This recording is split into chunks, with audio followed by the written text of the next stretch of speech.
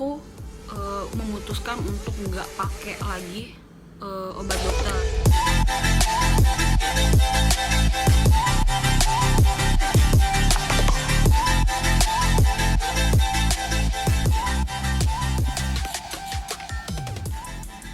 Hai, ketemu lagi. Setelah 2 bulan aku nggak pernah upload video, that's why aku mau kasih tahu alasan aku. Dan kalian harus nonton, jangan di skip, dan tolong kalian lihat tombol merah alias kalian subscribe ya. Nah, beberapa bulan ini aku emang nggak muncul, dan sekarang kalian bisa lihat muka bare face aku alias muka aku tanpa make up. Nah, jadi beberapa bulan terakhir aku emang lagi struggle banget.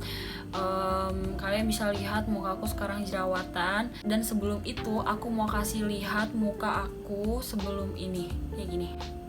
Nah, emang muka aku nggak mulus-mulus banget, tapi paling nggak tuh nggak separah ini. Jadi aku mau cerita, waktu tahun 2019 itu kalau nggak salah Desember. Jadi muka aku tuh sebenarnya nggak ada keluhan sih. Jadi tuh cuman kayak tekstur muka aku tuh emang nggak rata. Dulu sebelumnya aku pernah jerawatan dan emang tangan aku jahil banget. Jadi bekasnya itu muka aku tuh yang nggak rata kayak gitu tuh, jadi kayak ada cekung gitu loh. Mungkin kalian pernah denger itu bopeng. Nah, oke.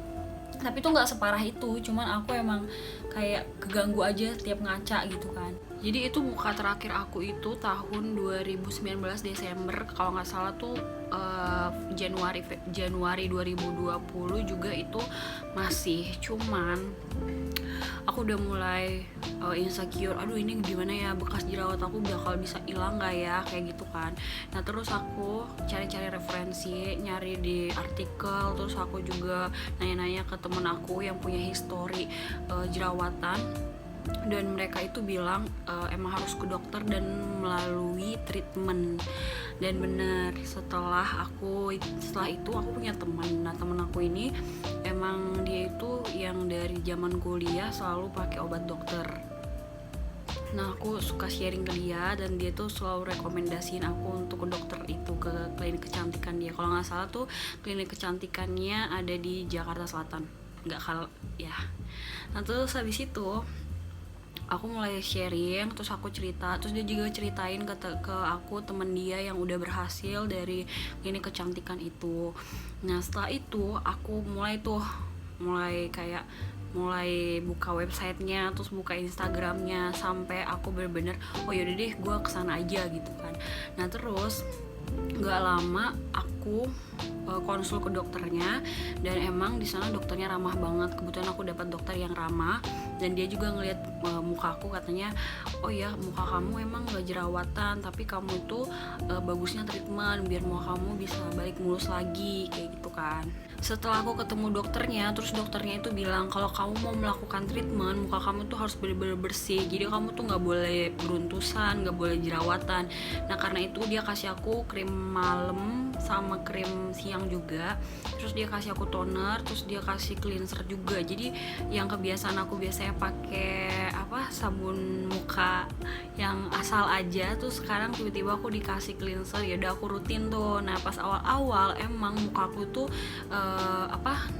terima obat yang dari dokter itu emang merah, jadi masih ngerasa perih gitu kan. Terus lama-lama aku kayak ya udah aku coba sampai beberapa bulan itu aku terbiasa. Tapi anehnya setelah aku menjalani rutin dari dokter itu, mukaku emang jarang jerawatan. Tapi sekalinya jerawatan itu, mukaku tuh emang yang bener-bener ngeluarin jerawat satu, tapi gede banget, panas banget, sakit banget. Nah, setelah itu aku konsul lagi, dok ini kenapa ya mukaku kok jadi jerawatnya gede banget, terus sakit gitu kan. Terus dia bilang iya itu emang emang kayaknya jerawat kamu itu belum keluar semua, jadi sebelum itu kita harus sabar dulu, kamu pakai krim aja. Jadi krim aku diganti, terus habis itu cleanser aku diganti, yang kayak gitu-gitu. Sampai terakhirnya kalau nggak salah itu bulan Februari 2020 Di situ ingat banget itu kayaknya corona belum ke Indo tuh. Nah di situ aku baru memberanikan diri, oh yaudah dok, ini muka aku udah bisa belum ya treatment. Oh ya udah, jerawat kamu udah mulai kering, gak apa-apa kita treatment. Nah habis itu aku treatment tuh. Nah setelah treatment, jadi aku itu disaranin treatment namanya PRP. Jadi PRP ini adalah salah satu treatment yang menggunakan derma roller, kalau nggak salah ya derma roller. Terus darah kamu tuh diambil, terus nanti plasma darahnya bakal disuntikin ke pipi kamu, ke muka kamu untuk mengembalikan kulit baru gitu. Jadi waktu aku treatment itu emang aku nggak ngerasa apa-apa, tapi setelah itu beberapa lama kemudian, setelah penghilang rasa sakitnya abis, muka aku panas, itu merah banget. Ya emang itu efek sampingnya sih. Nah kalian bisa lihat muka aku ini foto aku setelah beberapa jam habis PRP. Kalian bisa lihat kan semerah apa. Dan emang sih setelah seminggu aku PRP, muka aku tuh kelihatan lebih cerah, tapi untuk bekasnya itu masih kayak biasa. Karena untuk mengembalikan tekstur muka kalian itu nggak bisa kalian tuh nggak bisa ngelakuin treatment hanya sekali. Jadi kalian itu boleh ngelakuin treatment mungkin 3 sampai 4 kali, bahkan ada yang sampai 8 kali. Itu tergantung dari tekstur muka kalian. Jadi tergantung parah muka kalian sih kayak gitu.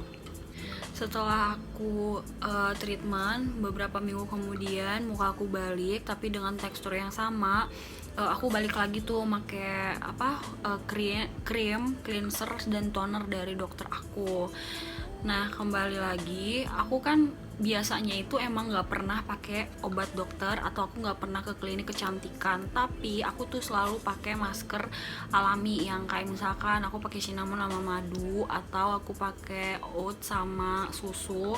Nah jadi kayaknya itu pas setelah aku treatment, setelah berapa 1 bulan atau 2 bulan kemudian aku nyobain masker oat dicampur sama Beer Brand. Dan itu emang biasanya dulu waktu zaman kuliah aku pakai itu mukaku lebih cerah kan. Nah setelah itu aku kembali pakai lagi dan ternyata hasilnya jerawat aku tuh muncul gede, yang bener-bener gede banget, dan itu sakit parah. Terus habis itu oh yaudah, di situ aku kayak yaudah deh, mungkin karena emang aku lagi pakai obat dokter, mungkin nggak bisa dicampur dengan masker alami kali ya, jadi aku berhenti. Nah setelah itu beberapa bulan kemudian aku kan masih tetap pakai krim dokter, tapi karena corona di situ tuh masih PSBB, jadi aku nggak pernah bisa langsung konsul. Jadi jadi tuh cleanser, toner sama krim aku tuh habis, terus nggak bisa direfill kan karena PSBB itu. Nah setelah beberapa bulan, mungkin aku ada 2-3 kali aku tuh nunggu 3 hari atau mungkin aku nunggu sampai 5 hari baru obat aku datang gitu kan. Nah pas waktu nunggu itu ternyata muka aku itu nggak dapet krim, nggak dapet cleanser dari dokter, jadi mukaku tumbuh jerawat banyak banget satu saat. Itu tuh datangnya perlahan, jadi timbul 1, saya hari ini 1, terus nanti besokannya 2, terus besokannya nambah, dan itu bener-bener gede, segede itu. Nah aku akan kasih lihat fotonya yang ini. Jadi aslinya muka aku tuh di sini bener-bener jerawatnya gede, parah banget, dan itu udah merah. Terus aku kasih krim dari si dokternya, ternyata tuh malah bikin item. Jadi udah item, perih banget. Nah itu tuh padahal aku tuh nggak kemana-mana kan, di situ tuh pas PSBB aku nggak kemana-mana dan aku di rumah, jadi aku nggak pakai masker. Jadi aku emang bener-bener rutin hanya pure dari resep si dokter klinik kecantikan aku. Nah setelah itu aku mulai konsul lagi kan by WA, udah konsul. Terus dia bilang oh itu mungkin karena kamu pakai, dia sempet nanya kamu pakai apa. Aku padahal nggak pernah pakai apa-apa, dan itu emang kejadiannya aku di rumah aku nggak pakai apa-apa, dan aku juga nggak begadang sama sekali, tapi itu emang pengaruh dari si obat dokter tersebut. Nah setelah itu aku udah deh, kayaknya gue harus lepasin ini obat dokter. Nah aku nyerah tuh. Nah kira-kira setelah itu bulan Juli apa Agustus gitu, bulan Juli atau Agustus, aku memutuskan untuk nggak pakai lagi obat dokter. Jadi aku bener-bener yaudah deh, aku coba pakai skincare kayak biasa, karena emang mindset aku ketika aku udah ngalamin kayak gitu dan aku juga rutin pakai dokter, dan aku ngerasa kayak misalkan aku ke dokter aku malah ketergantungan sama dia. Bahkan aku tuh kayak kalau misalkan aku nggak pakai obatnya malah muka aku jadi sakit, muka aku jerawatan gitu loh. Nah itu tuh bikin jadi enggak deh, aku mau lepas, aku mau bebas aja kayak gitu kan. Nah setelah itu aku bener-bener udah berprinsip nggak konsul lagi. Nah di sini aku bener-bener struggle, bener-bener effort banget buat nahan rasa sakit yang ada di jerawat di muka aku. Jadi selama seminggu aku bener-bener nggak pakai apa-apa. Seminggu itu aku bener-bener harus beradaptasi dengan obat atau skincare yang akan aku pakai. Jadi untuk tips buat kalian, kalau kalian lagi peralihan dari obat dokter ke skincare atau apapun itu, kalian tuh harus bener tenangin atau diemin muka kalian itu selama seminggu. Jadi kayak kasihan, kalian mikir gak sih kayak muka kalian dikasih obat A terus habis itu tiba-tiba ada obat B kayak kecampur, itu kan yang kasihan muka kalian gitu. Padahal itu kan kulit halus gitu kan, lembut. Jadi bukan maksud aku kulit halus, tapi yang kalian paksa gitu loh. Jadi itu benar-benar ada efek sampingnya. Setelah aku diamin seminggu, aku kembali pakai masker. Jadi aku memberanikan untuk pakai masker lagi, dan emang aku di situ pakai masker salah satu produk yang lagi hits banget, yang katanya itu produknya bagus. Itu kira-kira di bulan berapa ya, di bulan 9 kalau nggak salah, September ya, bulan September kalau nggak salah aku pakai masker, tapi ternyata tuh mukanya masih jerawatan parah. Jadi bener-bener jerawat aku nggak habis-habis, muncul sembuh, bahkan itu jadi ada satu jerawat gede terus habis itu ditindih sama satu jerawat lagi. Jadi itu bener-bener kayak gede banget, merah banget, perih banget, aduh kebangetan deh pokoknya, sampai aku tuh yang bener-bener udah males pakai kamera atau ngeliat ke cermin itu udah males banget lah. Nah abis itu aku kayak yaudah aku di situ aku diemin dulu. Aku diemin berapa lama, kayak itu sampai 1 bulan aku diemin. Jadi aku hanya pakai cleanser, aku mulai pakai Cetaphil. Nah setelah itu aku pakai Cetaphil, mulai deh tuh aku pakai masker yang tadi aku ceritain. Aku nyoba pakai masker yang produknya lagi hits, dan ternyata itu emang aman buat muka aku coba. Dan aku tuh dapet tips dari salah satu temen aku. Jadi dia itu sering pakai masker yang aku beli itu, dan ternyata tuh dia totalin di salah satu jerawat dia nunggu semalam, dan aku ngelakuin itu dan benar-benar berhasil. Dan setelah berhasil aku mulai dia tuh pakai masker, tapi ngelihat bahan-bahannya aku benar-benar baca semua artikel yang emang kebutuhan dari muka aku, karena kebetulan muka aku tuh yang oily gitu. Jadi aku bener-bener cari yang cocok untuk oily apa, terus yang muka jerawatannya yang untuk berbekas merah itu cocoknya apa. Nah setelah itu nggak lama kemudian muka aku mulai dia tuh mengalami progres sampai di titik ini ya emang sekarang belum balik murni 100%, cuman aku udah bersyukur ini nggak separah sebelumnya.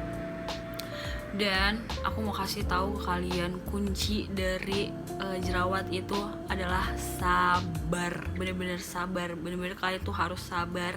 Dan kalian itu juga selain sabar, kalian juga jangan begadang. Karena aku udah lihat kalau misalkan aku jam tidur yang gak jelas dengan aku yang tidur rutin jam 10 terus bangun jam 6, itu hasilnya beda banget. Pasti muka kalian akan lebih cerah kalau kalian tidurnya teratur. Itu aja sih. Dan untuk produknya aku bakal kasih tahu dan doain aku akan melakukan treatment. Semoga treatment ini berhasil. Kalau treatmentnya ini berhasil, aku akan share ke kalian hasil dari treatment ini. Nah, itu dia cerita singkat aku. Dan untuk produk yang akan aku pakai itu aku bakal share ke kalian. Kalian bisa komen di bawah. Kalau kalian rame komen video aku ini, aku bakal langsung share produk-produk apa aja yang rutin aku pakai, yang bisa sampai di titik ini. Dan doain muka aku bisa balik mulus lagi 100%. Dan aku yakin buat kalian yang di luar sana yang juga struggle sama kayak aku, kalian harus sabar dan bener-bener untuk jerawat, apalagi bekas jerawat itu nggak bisa secepat itu. Semangat kalian. Nah, itu dia video singkat aku. Jika kalian suka dengan cerita aku, kalian bisa like, comment, and subscribe. Oh ya, kalau kalian penasaran dengan produk apa yang aku pakai, kalian bisa komen di bawah. Nanti aku akan share produk-produk apa aja. Oke, bye.